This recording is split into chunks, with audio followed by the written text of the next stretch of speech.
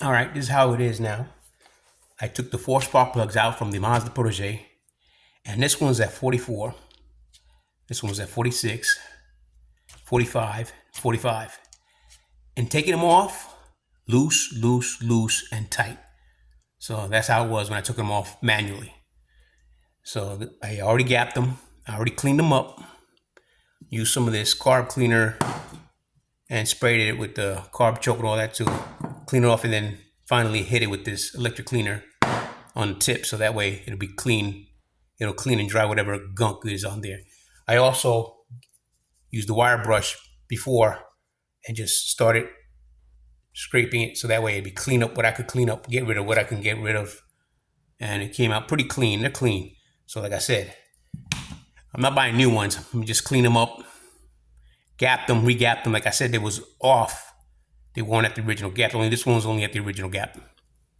And taking them off manually, these 3 were loose, and this one here, all the way to my left side, when you're facing the engine.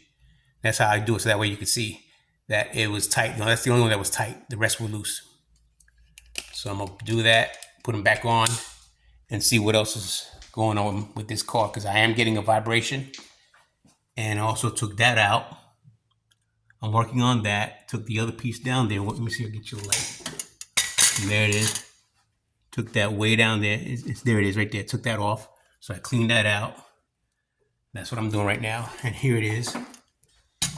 Took out the spark plugs, which I already know which one it goes, because these things are lengthened to the point, so that way I know which spark plug it goes to, so I ain't worried about this. This is already measured to the length with no problem.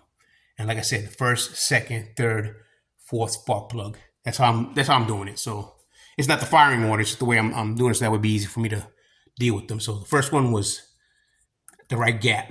This one was a little higher, and these 2 were at 45. So like I said, I regapped them all, cleaned them up, and I'm gonna put them back in. And then I'm gonna deal with that right there.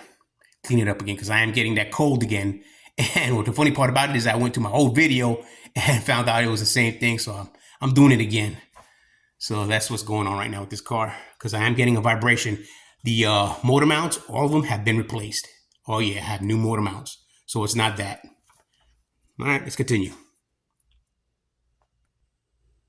All right, put them all back and torqued them at 15 foot-pounds each. So now they're as tight can be.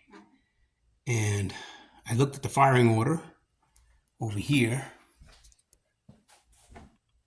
and it's 1, 2, 3, and 4. Yep, so that's the firing order. 1, 2 down here, 3, and 4. And that's how you're looking at it from the top. So the top, you're looking at the number 1 and the number 3.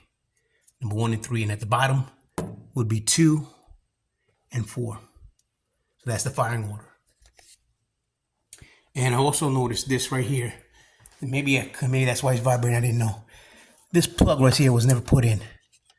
Maybe when I was putting on the alternator or something like that. Yeah, this was never put in. I'm putting it in now. This is what happens when you just do things and don't really check. Yeah, it's in there now. So whatever that does, it's hooked back up now. What I'm gonna do next is I'm gonna take it out and